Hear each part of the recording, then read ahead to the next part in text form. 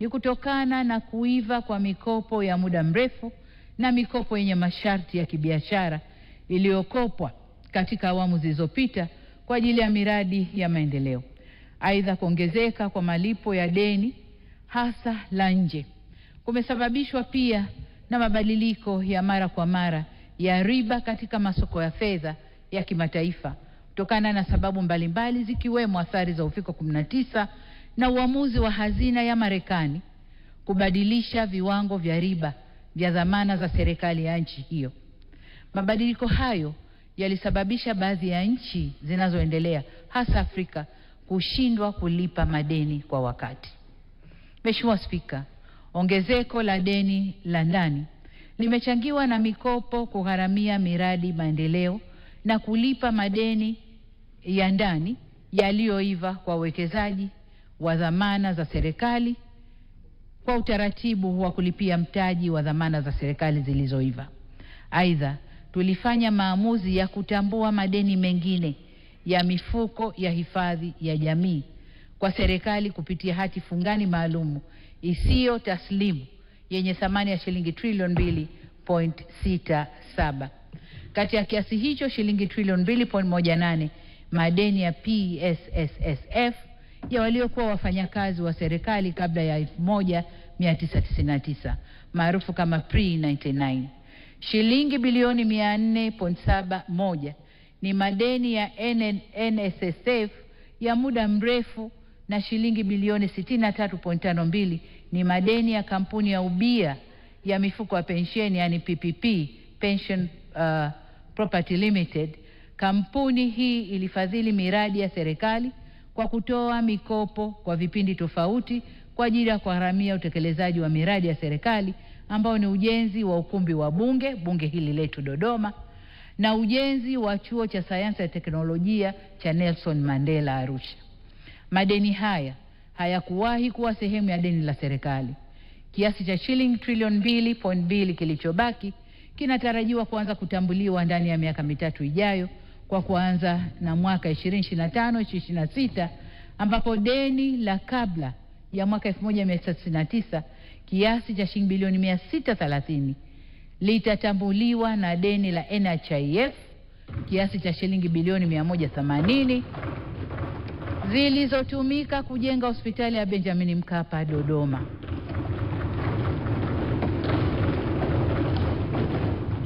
Lengo la hatua hizi ni kunusuru mifuko ya hifadhi ya jamii yenyewe, lakini pia kuhakikisha wastaafu wetu waliotumikia taifa wanapata mafao kwa wakati. Kwa ujumla, tumeyatambua madeni haya na kuweka kwenye deni la serikali, deni la ndani, ili kutoa nafuu kwa mifuko yetu. Mheshimiwa Spika, nimeona niaseme haya kwa urefu ili Watanzania waelewe kuhusu swala hili la deni la taifa ambalo hupotoshwa mara kwa mara. Aidha, niwahakikishie Watanzania kuwa serikali inaendelea kuchukua hatua kuhakikisha deni linaendelea kwa himilivu. Tutaendelea kuimarisha ukusanyaji wa mapato ya ndani ili kupunguza utegemezi wa mikopo katika ugharamiaji wa bajeti zetu. Tutaendelea kuelekeza fedha za mikopo katika miradi inayokuza mapato ya ndani na mauzo ya bidhaa na huduma nje ya nchi. Tutaendelea kuhakikisha maafisa masuuli wanazingatia maandalizi ya msingi ya mradi kabla kuingia mikataba kwa mujibu wa sheria, kanuni na miongozo ikiwemo sheria ya mikopo, dhamana na misaada sura 134. Vile vile, tutaendelea kuimarisha ufuatiliaji na usimamizi wa miradi inayotekelezwa kwa mikopo ili kuhakikisha inaleta tija iliyokusudiwa. Mheshimiwa Spika, kwa upande wa nidhamu ya matumizi ya fedha na mali za serikali, tumeendelea kuelekeza nguvu zetu katika kupunguza matumizi yasiyo ya lazima, kuimarisha utaratibu wa manunuzi serikalini na ukaguzi wa hesabu za serikali. Kwa upande wa ununuzi wa bidhaa na huduma, tumehakikisha sheria ya mamlaka ya ununuzi wa umma inafanya kazi ipasavyo ili kuhakikisha kuwa kuna usimamizi thabiti wa sheria hiyo na kanuni zake. Mheshimiwa Spika, sote tunafahamu kwamba mipango si matumizi. Hivyo basi, katika kuimarisha matumizi sahihi ya fedha tunazozikusanya na kukopa, tuliunda tena tume ya mipango ili kuhakikisha mipango ya kisekta inafungamana na malengo ya kitaifa pamoja na rasilimali tulizonazo. Mheshimiwa Spika, tumesimamia utekelezaji wa dira ya taifa ya maendeleo ya mwaka 2025 kwa mafanikio makubwa. Uchumi umekuwa na nchi kuweza kuingia katika kipato cha kati, ngazi ya chini, na kuimarisha maisha ya Watanzania. Serikali imekamilisha maandalizi ya dira ya taifa ya maendeleo ya mwaka 2050. Dira hiyo mpya tutakayoizindua rasmi mwezi Julai, mwezi unaofuata, itatupa mwelekeo utakaowezesha taifa letu kupiga hatua zaidi za maendeleo. Niwashukuru wote waliohusika kuitayarisha, hususan wananchi walioeleza bayana mahitaji na matarajio ya Tanzania wanayoitaka kuiona katika miaka 25 ijayo. Mheshimiwa Spika, vile nafurahi kwamba tumefanya mazoezi tulioimarisha mfumo wetu wa takwimu au takwimu muhimu katika kufanya mipango yetu. Mwaka 2022 tulifanya sensa ya watu na makazi, tukiendeleza utamaduni wetu wa kufanya sensa kila baada ya miaka 10. Vile tulifanya utafiti wa mwenendo wa idadi ya watu na masuala ya afya. Zaidi ya hapo, na kwa mara ya kwanza katika historia ya nchi yetu, tuliweza kufanya sensa ya majengo kote nchini. Mazoezi yote haya yametuwezesha kupata taarifa muhimu zitakazotusaidia kupanga mipango yetu ya maendeleo kisayansi zaidi. Mheshimiwa Spika, amani tulionayo kwa kiasi kikubwa inalindwa na uimara na ufanisi wa mahakama zetu na vyombo vingine vya kusimamia haki. Hii ni kwa sababu amani na utulivu hustawi pale ambapo haki huonekana kutendeka.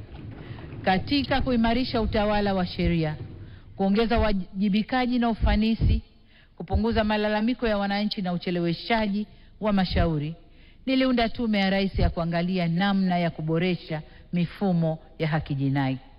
Mapendekezo ya tume hiyo yanaendelea kutekelezwa na taasisi mbalimbali. Kwa kipindi chote, mahakama imeendelea kuwa huru na kamwe serikali haikuingilia mahakama katika kazi zake.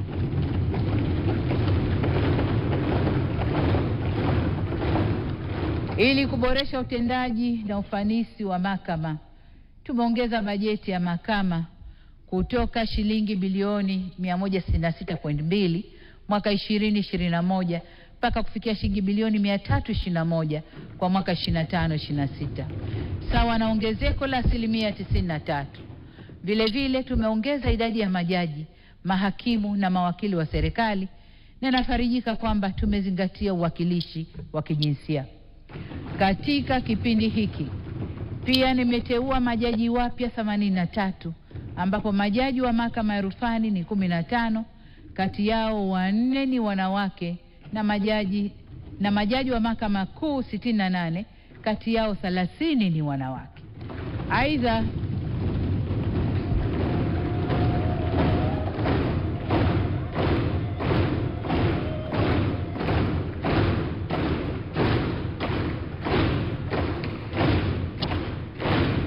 asante.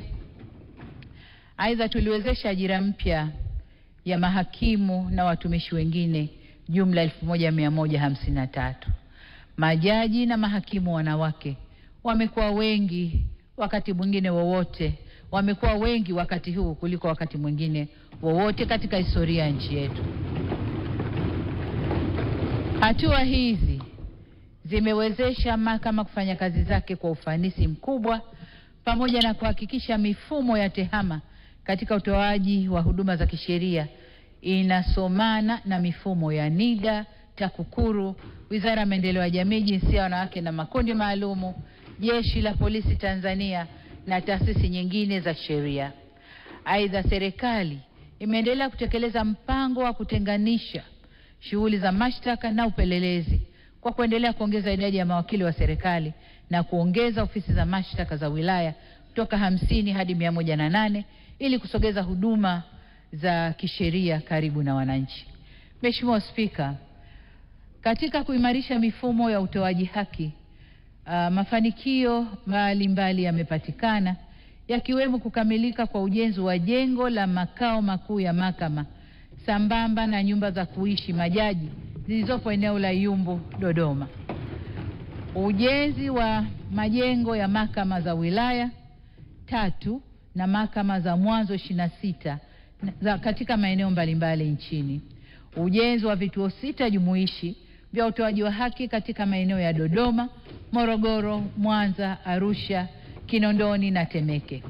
Vile vile kumekuwa na ujenzi wa vituo 9 jumuishi vya utoaji haki katika mikoa ya Katavi, Songea, Songwe, Njombe, Simiyu, Lindi, Singida, Pemba na Geita. Nako ujenzi unaendelea. Miradi hii imewezesha kusogeza huduma za mahakama karibu na wananchi. Mheshimiwa Spika, katika kuimarisha upatikanaji haki kwa watu wote, serikali imetekeleza kampeni ya msaada wa kisheria ya Mama Samia, yani Mama Samia Legal Aid Campaign.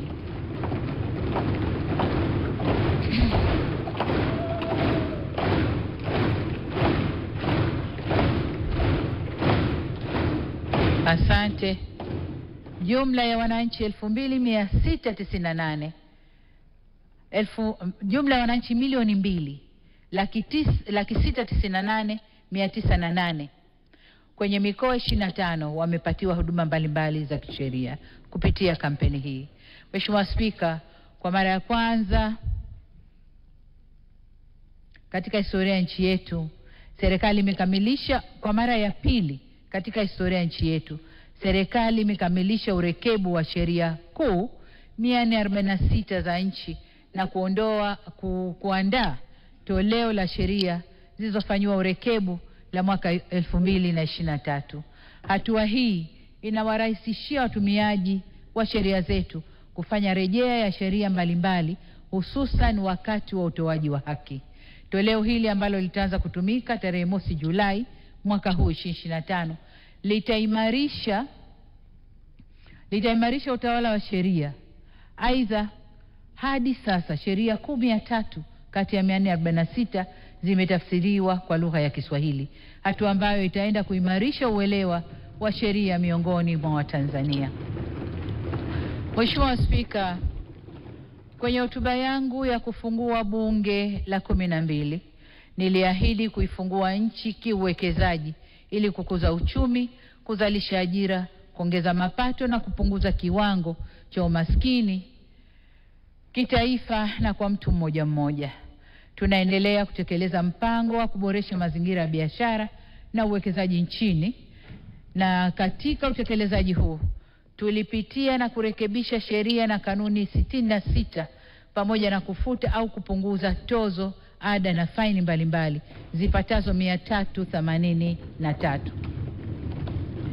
Kituo cha uwekezaji TIC kimeweza kusajili jumla ya miradi ya uwekezaji 2175 iliyopo kwenye sekta mbalimbali za uzalishaji na huduma. Miradi hiyo ina jumla ya thamani ya dola za Kimarekani bilioni 25.53 na inatarajia kuzalisha jumla ya ajira 650,674 za moja kwa moja na ajira nyinginezo. Mheshimiwa Spika, jitihada za kuhamasisha uwekezaji katika maeneo maalum ya kiuchumi yani SEZ pia zimevutia jumla ya miradi 45 yenye thamani ya dola za Marekani bilioni 1.17 iliyopatiwa leseni za EPZ na SEZ. Miradi hiyo ilijikita katika sekta zinazozalisha bidhaa zitokanazo na kilimo, viwanda, mifugo, kemikali, madini na mazao ya misitu.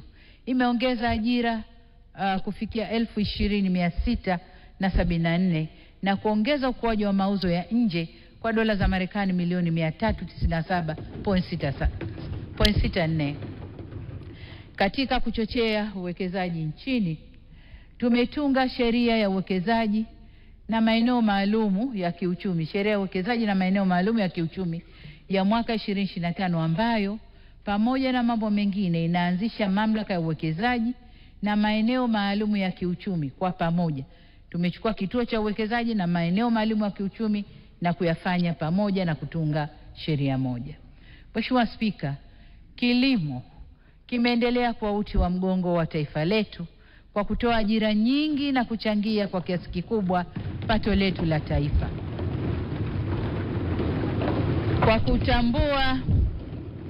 Kwa kutambua mchango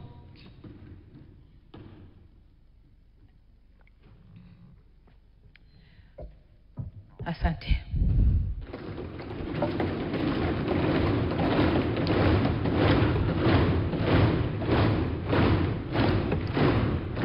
Kwa kutambua mchango wa sekta hii kwa maisha ya Mtanzania wa kawaida, serikali imeongeza bajeti ya kilimo kwa zaidi ya 300 toka shilingi bilioni 294 mwaka 2021 hadi shilingi trilioni 1.24 mwaka 2025.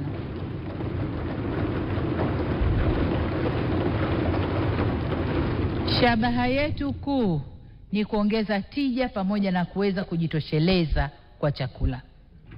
Mheshimiwa Spika, katika kuongeza tija, serikali imeongeza upatikanaji wa mbegu bora, za kilimo kwa 41.9 kutoka tani 50,747 mwaka 2021 hadi tani 72,031 mwaka 2024. Aidha, uzalishaji wa mbegu bora ndani ya nchi umeongezeka kwa 61% kutoka tani 34,797 mwaka 2021 hadi tani 56,114 mwaka jana 2024.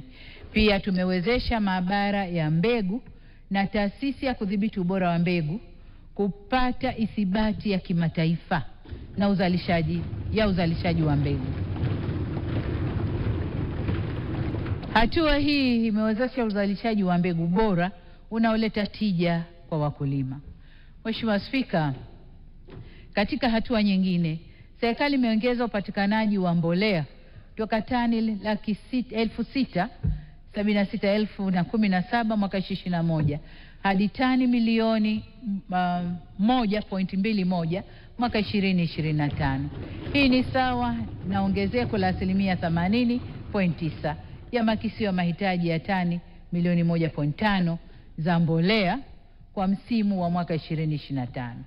Sambamba na hilo, serikali imetoa ruzuku ya mbolea yenye thamani ya shilingi bilioni 300 kwa mazao yote.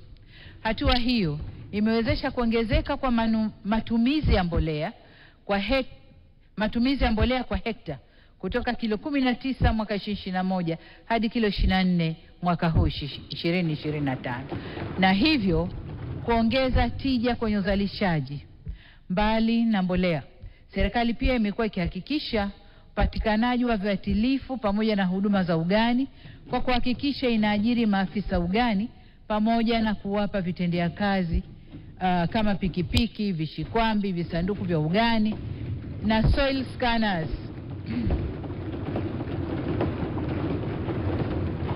ili kuongeza tija kwenye kilimo chetu.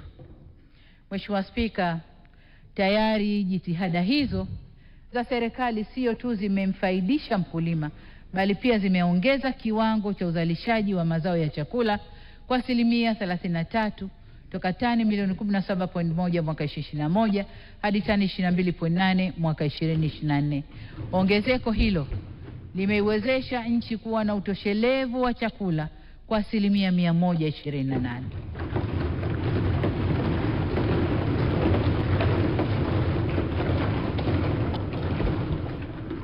Pamoja na hayo, ili kulinda jasho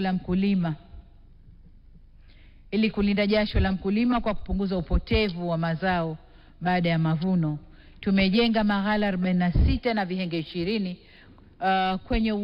yenye uwezo wa kuhifadhi mazao tani 219,921.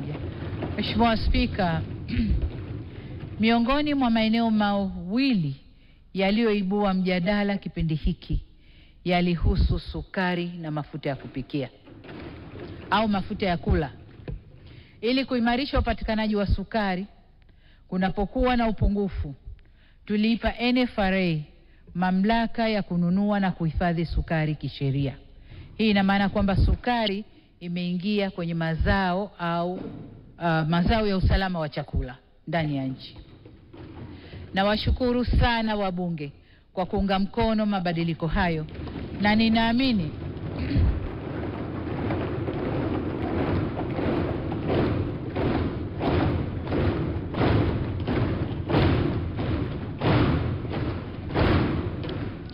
asante.